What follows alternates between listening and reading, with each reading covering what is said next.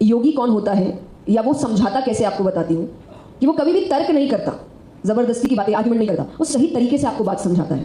तो एक बार एक संत हुए, वो ट्रेन में फर्स्ट क्लास कंपार्टमेंट में जा रहे थे और उनके साथ सामान भी था और 2 जन की सीट थी, वो दूसरा पैसेंजर आया नहीं था अभी तक।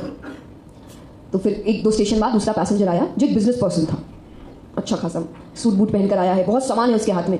वो आकर बैठता है, अब वो देख रहा है संत को, उसके मन में एक बात आई, तो उसने कहा कि महाराज जी बुरा मत मानिएगा, एक बात कहना चाहूँगा क्योंकि थोड़ी सी शंका है इस बात की। तो बोले बताइए। बोले मुझे लगता है आप में और मेरे में ज़्यादा फर्क तो है नहीं। तुमने कहा क्या मतलब? बोले देखिए फर्स्ट क्लास कंपार्टमेंट में मैं भी बैठा हूँ, फर्स्ट क्लास में आप भी बैठे हैं, सामान मेरे पास भी है, सामान आपके पास भी है।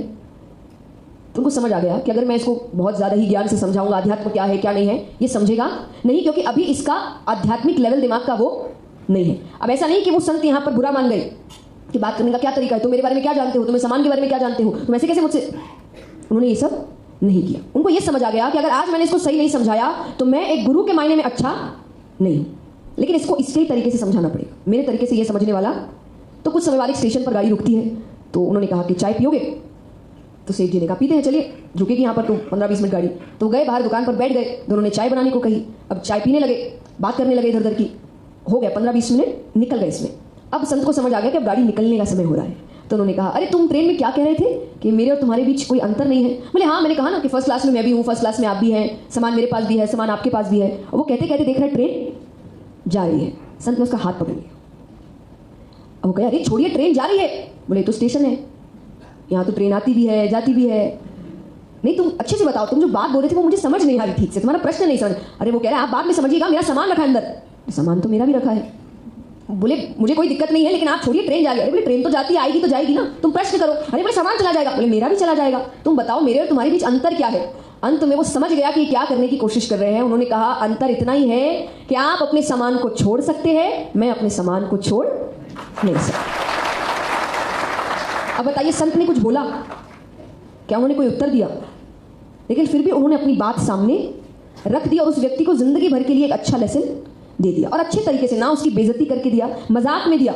बाद में दोनों बैठकर ट्रेन में इसी बात पर हंस रहे हैं कि हंसते खेलते उन्होंने उनको बताया, लेकिन जिंदगी की कितनी बड़ी सीख दी कि जब अध्यात्म की बात आती है, अध्यात्म का मतलब सब कुछ छोड़ना नहीं होता। ये गलत सीख दे दी है किसी ने हमें, जो चाहते ही नहीं कि हम अध्यात्म की तरफ आए, और इसीलिए यूथ आता ही नहीं है। आज मुझे खुशी होती है जब यूथ मुझे देखकर कहता है कि हमें ऐसा लगता है कि कोई हमारी बात समझ रहा है, और मुझे ऐसा लगता है समझ सब सकते हैं अगर जो बड़े हैं वो यूथ को आने दे। जैसा मैंने कहा कि रिजिड नहीं होना है, यहां पर भी लोग इतने रिजिड हो चुके हैं कि बदलाव चाह नहीं रहे। पर याद रखिए आध्यात्मिक सेशन सबसे बड़ा गीता जी ही है। और ये बताया किसको जा रहा है?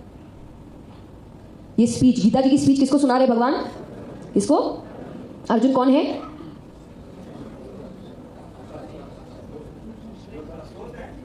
रिश्ता नहीं, अर्जुन कौन है एज एन इंडिविजुअल?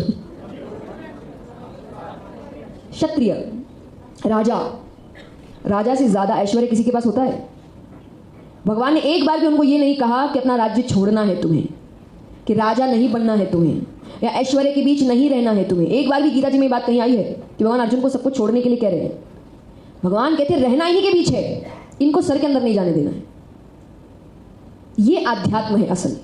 तो आपको समझना है कि आपका दिमागी लेवल, आपका इंटेलेक्चुअल लेवल जो है वो उस बच्चे का उस वक्त नहीं है। वो अभी दुनिया देख रहा है, इसलिए उसके मन में 10 सवाल आ रहे हैं, और आपका काम है उन सवालों का उत्तर देना। तो इसीलिए जब भी बच्चा आपसे क्वेश्चन करे उसको चुप मत कराइए, उसको ये बोल के कि वो इधर उधर की बातें कर रहे हैं, उसकी जिज्ञासा को खत्म मत करिए, क्योंकि कहीं ना कहीं आप आगे जाके उस बच्चे को अंधविश्वासी बनाने पर बढ़ा रहे हैं। फिर वो सवाल करना बंद कर देगा, फिर वो जो बोल रहे हैं वही मानने को तैयार। और ऐसे बच्चे कभी भी बदलाव नहीं लाते, याद रखिएगा। जो बच्चे जो बोला गया वो मान ले, ऐसे बच्चे कभी बदलाव नहीं लाते। बदलाव तो वही लाते हैं जिनके दिमाग में 10 सवाल होते हैं। वो 10 में से हो सकता है 9 सवाल बहुत बेकार होंगे, मैं मानती हूँ कि आपको सच में परेशानी होगी उनको उत्तर देने में, कि 9 सवाल बेकार हो सकते हैं, पर वो एक सवाल ऐसा होगा जो दुनिया में एक नया बदलाव लेकर आएगा। और ये आप भी जानते हैं, चाहे वो आइंस्टाइन हो, चाहे वो कोई भी हो, उनके दिमाग में ऐसे ऐसे सवाल आए जो उस वक्त लोगों को पागलपन लगता था कि ये पागलपन है।